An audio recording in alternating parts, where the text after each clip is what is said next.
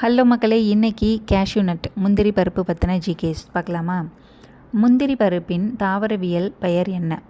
Anacardium accidental. முந்திரி எந்த நாட்டை பூர்வீகமாக கொண்டது? பிரேசில் நாட்டு. இந்தியாவிற்கு முந்திரியை அறிமுகப்படுத்தியவர்கள் யார்? போர்ச்சுகீசியர்கள் தான் அறிமுகப்படுத்தியிருக்காங்க. இந்தியாவில் முந்திரி முதலில் எங்கு அறிமுகப்படுத்தப்பட்டது?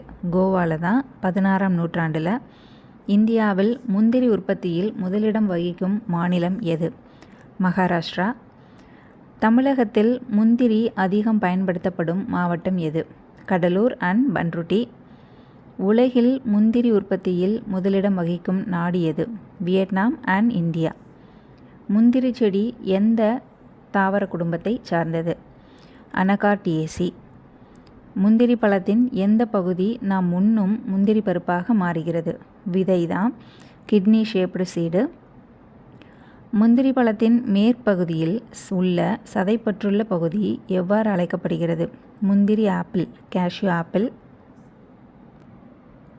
முந்திரி ஓட்டுக்கு இடையே உள்ள நச்சுத்தன்மை வாய்ந்த திரவத்தின் பெயர் என்ன? முந்திரி ஓட்டு தைலம், கேஷ்யூ நட் ஷெல் லிக்விட், CNSLன்னு சொல்லுவாங்க. முந்திரி ஓட்டுத்தளம் எங்கு பயன்படுத்தப்படுகிறது? வார்னிஷ், பூச்சிக்கலவை அண்டு உராய்வு பொருட்கள் தயாரிக்கவும் பயன்படுத்துகிறோம். முந்திரி பருப்பில் அதிக அளவில் காணப்படும் தாது உப்பு எது? மெக்னீசியம் அண்ட் காப்பர், தாமிரம். முந்திரியில் உள்ள முக்கிய வைட்டமின்கள் யாவை? Vitamin E, K and B6. முந்திரி பருப்பு எங்கு அதிகம் ஏற்றுமதி செய்யப்படுகிறது?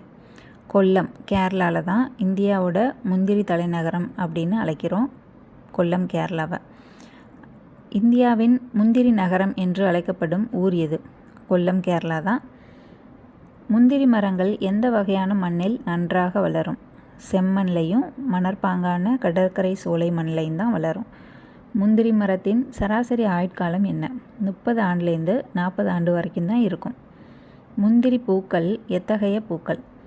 ஆண் மற்றும் பெண் பூக்கள் ஒரே மஞ்சரியில் இருக்கும், பாலிகேமஸ்.